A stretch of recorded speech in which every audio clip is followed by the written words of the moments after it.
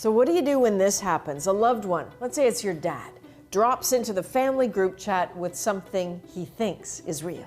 So what do you do with this? Do you ignore it? Do you call him out, saying how ridiculous you think this is? If you do that to your dad, you've actually shamed him. Conspiracies can be just as infectious, just as dangerous as a virus, so you have to guard against them.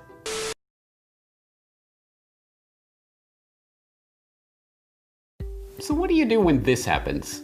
A loved one, say your dad, drops into the family group chat with something that he thinks is real. It's something about how everyone in the world will need an experimental mRNA vaccine to protect us from coronavirus. There's a link to the CBC with a message calling it scary stuff. So what do you do with this? Do you ignore it? Do you call him out saying how ridiculous you think it is? If you do that to your dad, you've actually shamed him. My name is Talking Head.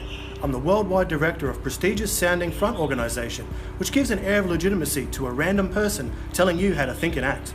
What happens is that your dad doubles down on his view and dismisses what you're saying. So hold back on all that reactive talk. Maybe try something like this. Yeah, these are scary times. We're all a bit afraid, but let's be careful.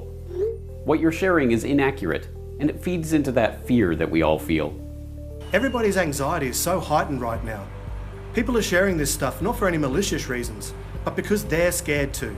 Sending more context could be a good move, but don't drown them in evidence. Maybe try sending an article from a legitimate source, including credible scientists, on why an mRNA vaccine is experimental, untested, unproven technology that will change you at the genomic level, and that the only vaccine ever developed against coronavirus actually made people more susceptible to infection. Mainstream media narratives can be just as infectious as any coronavirus, so you need to guard against them. It's very easy just to mute your crazy MSM-believing friend on Twitbookgram, or to leave a TickSnap group where people are sharing establishment propaganda. But right now, I think there's actually a kind of responsibility for all of us to share the Corbett Report's new documentary, Who is Bill Gates? So they will realise how deep the deception goes, and how all of the establishment sources that they believe in are funded by the eugenicists who are admittedly using their wealth to reduce the world's population.